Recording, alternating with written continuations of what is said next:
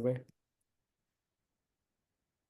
Okay, welcome everyone, and thank you for the opportunity to present at this Autocatalysis seminar today. Let me introduce myself first briefly. So I'm Rebeka Szabó, a research fellow at the University of Pécs in Hungary. And with Professor Gábor Lente, I've been working together for quite a long time, actually.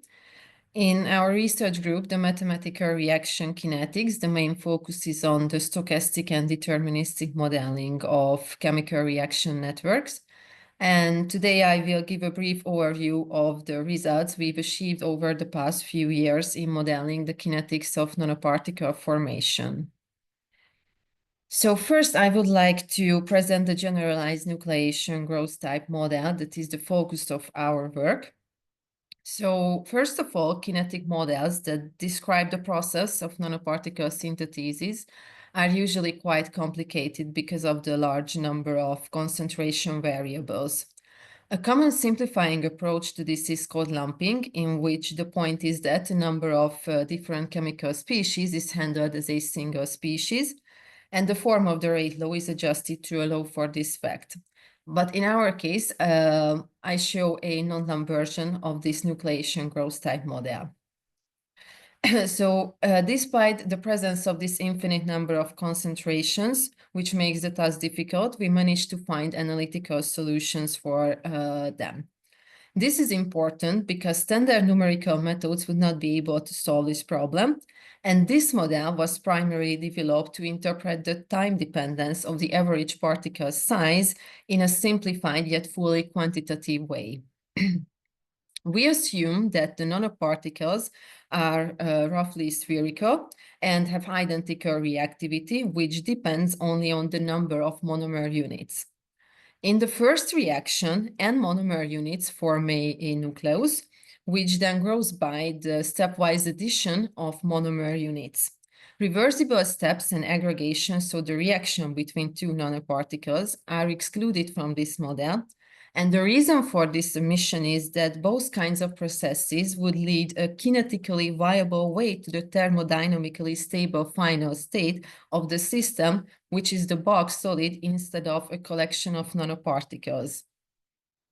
So essentially, the outline model includes a large number of different kinetic models. This parameter n in the rate equation gives the smallest number of monomer units that can form a nucleus.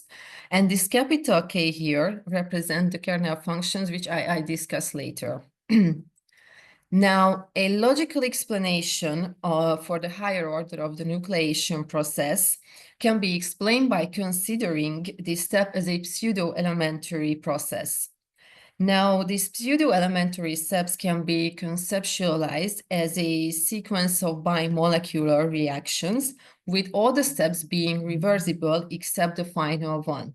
And in these schemes, only the reactants in the first and the product in the final process are not low concentration intermediates. Now, the time evolution of the nanoparticle concentrations can be described by the system of ordinary differential equations. As we can see, the first equation contains all the variable, and the variable on the left-hand side appears in all the equations as well. Therefore, the model, again, cannot be handled using numerical integration methods developed for kinetic differential equations. For this system, the typical initial conditions assume that all the mass of the system is present in the monomer units and no nanoparticle of size n or greater are present. So in kinetics, approximations such as pre-equilibrium flooding or steady state are often applied. And in our work, we introduced similar approximations and we validated their applicability by comparing those results with exact stochastic simulations. So as I showed, this capital K in the rate equation for the growth step represent the kernel functions. And these functions describe how the growth rate constant of the nanoparticle depends on their size. In our case, we present 4 possible and practically useful kernels. The mass kernels assumes that the reactivity of a particle is directly proportional to its mass, which is proportional to the number of monomer units it contains. Now, this implies that larger particles will grow more rapidly than smaller particles as they contain a greater number of monomer units. The surface kernel assumes that this reactivity is proportional to the surface of the particle, which means that it's proportional to the 2/3 power of the mass, since we are talking about spherical particles. In this case, larger particles again grow much faster than smaller particles, but the enhancement here is less steep than in the previous case. The Brownian kernel considers that this reactivity is proportional to the radius or the diameter of the particle, so the 1/3 power of the mass. And finally, the diffusion kernel is independent of the particle size. This name comes from the fact that in diffusion-limited systems, the expected value of the rate constant is independent of the size. So in general, the lower mobility of larger particles is exactly compensated by the larger reactive cross-section. To simplify the mathematical treatment, we introduced scaled variables based on absolute molecule numbers. The top two represent the dimensionless concentrations. The Ci is the scaled nanoparticle concentration containing exactly I monomer units, and this M represents the dimensionless monomer concentration. The tau is the dimensionless time, and the alpha is the ratio of the nucleation and growth rate constants. These variables are non-negative real numbers due to their physical interpretation. And using these scaled quantities, the differential equation from 2 slides ago can be rewritten in this very simplified form. Now, forming meaningful nanoparticles typically require small values of the alpha, and this condition implies that the growth step must be much faster than the seed formation step. Describing such population mathematically, it is often useful to define the Q's moment of these Ci variables, where this Q can be any real number, and it is not necessarily positive or an integer. The first moment determines the total number of monomer units present in the nanoparticles, and its time-dependent differential equation is easy to solve since it is the negative of the monomer units differential equation, essentially expressing the conservation of mass. Now, this time derivative is always positive, and it must be a monotonically increasing function, while the scaled monomer units concentration is a monotonically decreasing function as a function of the dimensionless time. The zeroth moment has also a physical meaning. It represents the total concentration of the nanoparticles, and certainly this moment is also an increasing function, but finding its solution was much more laborious, which I give more details about it in the following slides. So in nanoparticle synthesis, one of the most important aspects is the final average particle size. Assuming that a particle is approximately spherical, its radius or diameter must be proportional to the cube root number of monomer units in it. Based on the literature, we consider 4 main sizes, but we primarily focus on the simplest one, the cube root number average size. And these sizes can also be expressed by using the moment. And all the 3 are mathematically unimodal. And we find that using different kernel functions, it is more practical to determine the average number of monomer units in a nanoparticle. And since this is typically examined at the end of the process, its limiting value as time approaches infinity is the most relevant. Our first major success was finding exact analytical solution for 3 specific cases. So first, for the mass kernel, we obtained the time dependence of the scaled monomer concentration by solving just a separable differential equation, both for the first and second order nucleation. Then we found the nanoparticle concentration as a function of this dimensionless monomer concentration rather than the dimensionless time. Now, using the same approach, we also found a solution for the zeros moment in both cases. Unfortunately, we couldn't find more symbolic solution using this very same method for larger values of n. But for the diffusion kernel with the first order nucleation, we also found solution. We began by expressing the monomer concentration as a function of the zeros moment, which is still the total concentration of the nanoparticles. And through proper integration, we derived a solution for the zeros moment. Again, no closed formulas was found for greater values of the n. Now, many experimental studies track the time dependence of the concentration of monomer units. Now, this left-hand side graph shows the scaled monomer concentration as a function of the dimensionless time for the mass and the diffusion kernel, and both with first-order seed formation. This one suggests that the time dependence has some similarities with the induction behavior observed in certain experimental results. Now, this right-hand side graph presents the solution for the mass kernel with second-order nucleation for various alpha values, which is still the ratio of the nucleation and growth rate constants. It is evident that the loss of monomer units at higher values of alpha exhibits an ordinary kinetic curve. And nevertheless, at low alpha values, the shape has similarities with that of clock reaction or autocatalytic reaction.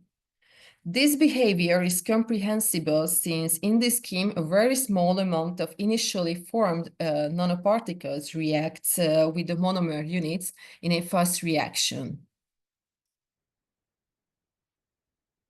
Our next significant step was finding approximated solutions for all the 4 kernels independently of the value of the n, so the order of the nucleation. To do this, we first introduced this general approach where we expressing the scaled monomer concentration as a function of the zeros moment in this simplified way. For the diffusion kernel, the summation in the derivative of the scaled monomer units with respect to time can be replaced by the zeros moment, allowing actually a straightforward solution. However, for the mass kernel, this summation is equal to the first moment, and we solve this equation for smaller values of n first, and the patterns we observed with the increasing values of n would lead us to conceptualize the general solution for the zeros moment. Interestingly, in the case of the first order nucleation, the result matches our symbolic solution. For the Brownian and the surface kernel, new approximation were needed to be introduced. And these are the 1/3 and the 2/3 moments, which can be formulated as the weighted geometric mean of the first and the zeros moments. Now, in the case of the Brownian kernel, the summation can be replaced by this 1/3 moment. And in the case of the surface kernel, the summation can also be replaced, but with the 2/3 moments. Now, in both cases, we use the same method as with the mass kernel. So we started to solve the equation for smaller values of n, and then determine the general solution from them for the zeros moment. In order to compare the 4 kernel functions somehow, we also examine the number of nucleation and growth events occurring per unit time. In the deterministic approximation, the ratio of the nucleation and growth events occurring per unit time equals to the ratio of the rates of the 2 processes. This is identical to the ratio of the infinitesimal transition probabilities of the 2 types of processes in the stochastic approach. Therefore, it is worthwhile to differentiate the functions connecting the zeroth moment to the scaled monomer concentration and substitute any available information on time dependence where applicable. In general, for different kernels, the denominators yield the corresponding moments. So for the diffusion kernel, the zeroth moment, for the mass is the first moment, Brownian is with the 1/3, and surface is the 2/3 moments.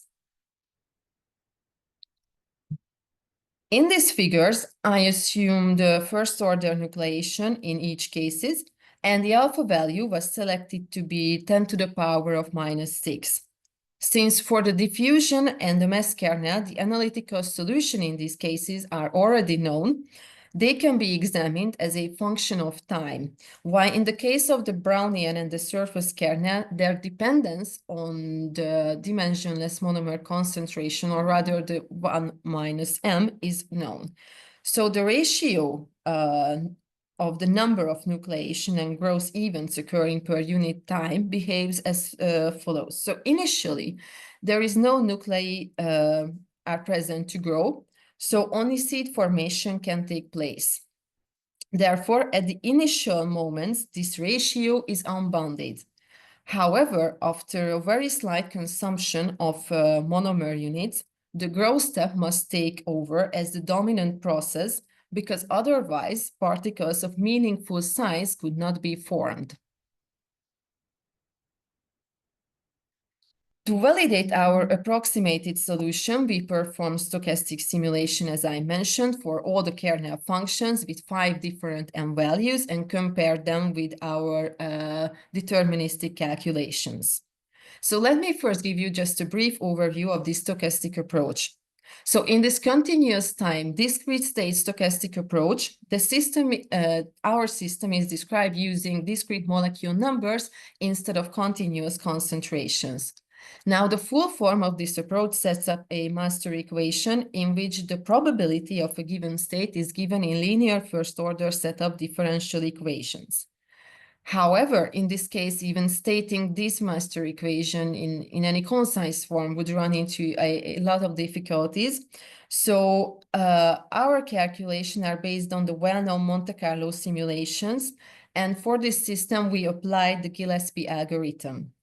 Now, in this method, the time-dependent propensity of each step is defined analogously to the deterministic rates. Now, the essence of this Gillespie simulation is that in each step, 2 independent, uniformly distributed random numbers are generated between 0 and 1.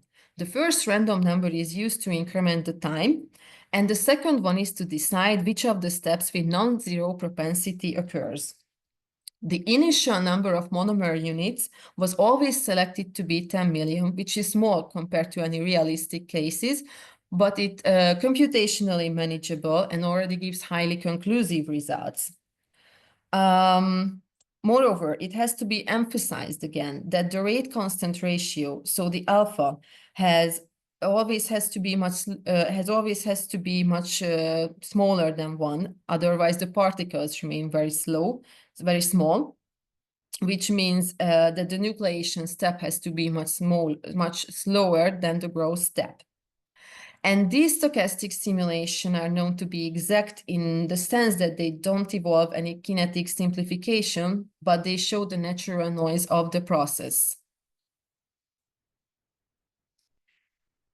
Now, this slide shows how we validated our results against the stochastic simulation, and all the graphs we had clearly confirmed the fact that the deterministic approximation worked just very well.